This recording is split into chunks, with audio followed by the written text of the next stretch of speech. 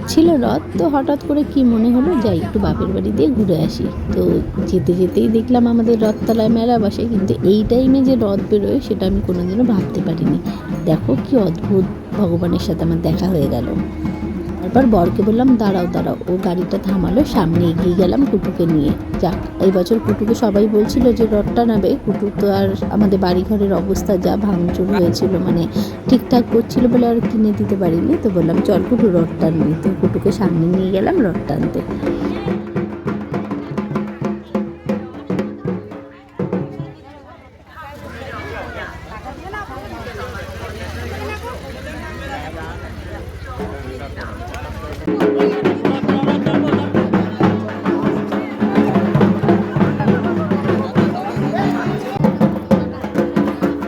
জগন্নাথের প্রসাদ একটা জিলাপি পেয়ে যেই নিয়েছি অমনি চলে আসলো বৃষ্টি। দেখো রাস্তা পুরো ফাঁকা হয়ে গেল। তারপর একজন ছাতা এনে জগন্নাথের মাথায় দিল, মানে আশেপাশে বাড়ি থেকেই। তো দেখো পুরোহিত ছাতা নিয়ে দাঁড়িয়ে আছে। আর আমরাও যেহেতু বাচ্চা ছোট, সামনে যে দোকানগুলো খোলা ছিল সেই দোকানের মধ্যে ঢুকে বসেছিলাম। আশেপাশে মানে সামনে আবার মেলা বসছিল।